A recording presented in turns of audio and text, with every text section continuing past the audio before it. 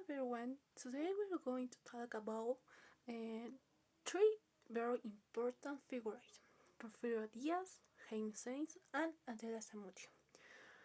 Um, each one either one of time and with their unique styles, contributed ideas that leave a mark and story.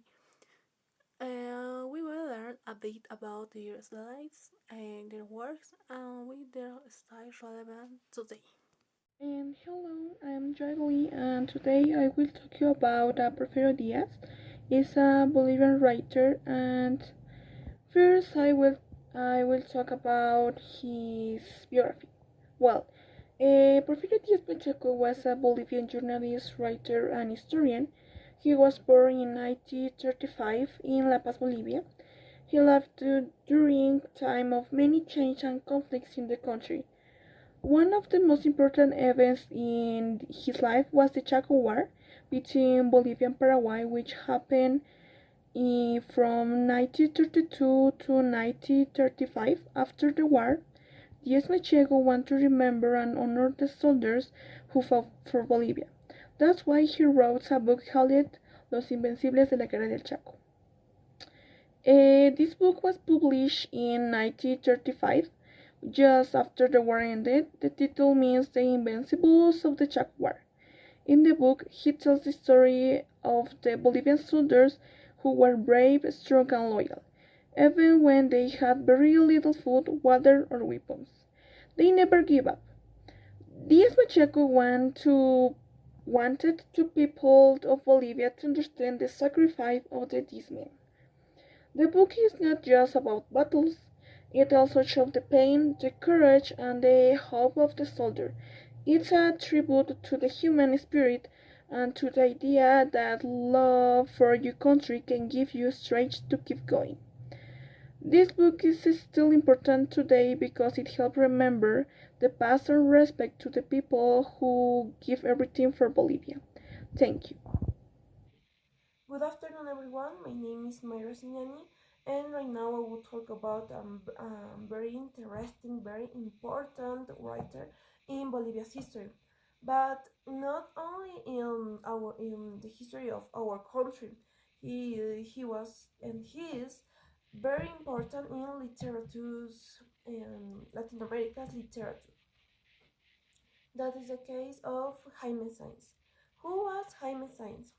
Jaime Sainz was a writer that we born in La Paz City in 1921.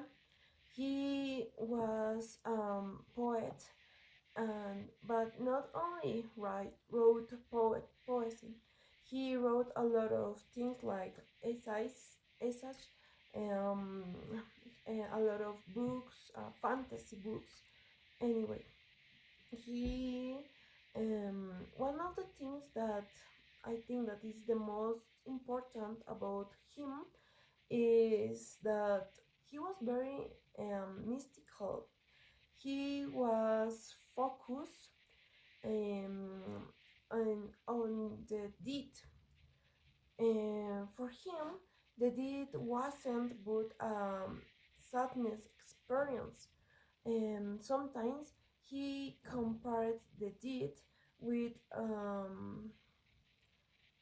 an experience, interesting experience. Well, he was very interesting in this feeling, in um, the fighting that we have when we talk about the deed.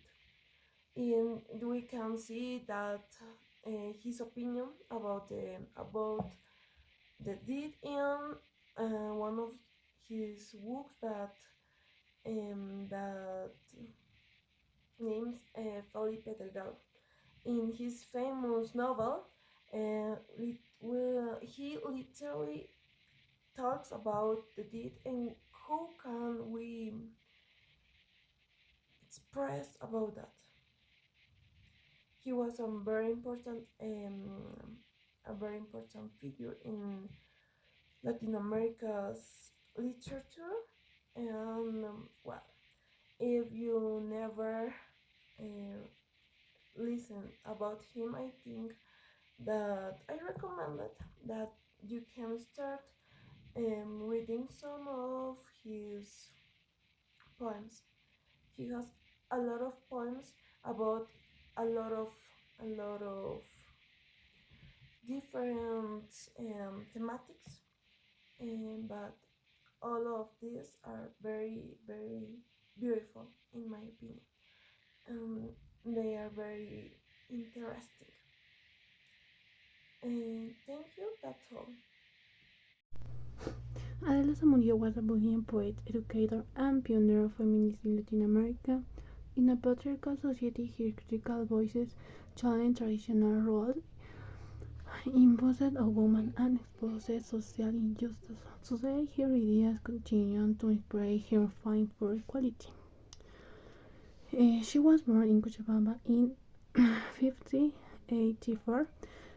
Uh, Mostly self-taught, she read progressive authors and began writing socially engaged poetry and young and her direct, ethical, and ironic style broke away from the romantic stereotypes of her time.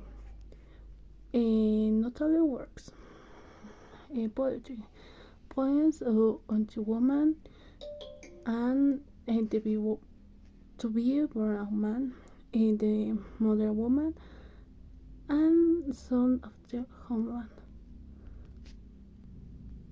The short stories, a good argument, a critical of religion hypocrisy, the woman and the child explores the stronghold of woman in a patriarchal society. The issues, the education of women, advocates for secular and critical education for women and women in modern society. Discusses the progress and challenges faced by women. Adela Zamudio was more than a writer, she was a free thinking who used words as a tool for change. Her books and ideas remain relevant today, encouraging us to keep thinking to use freedom and gender equality.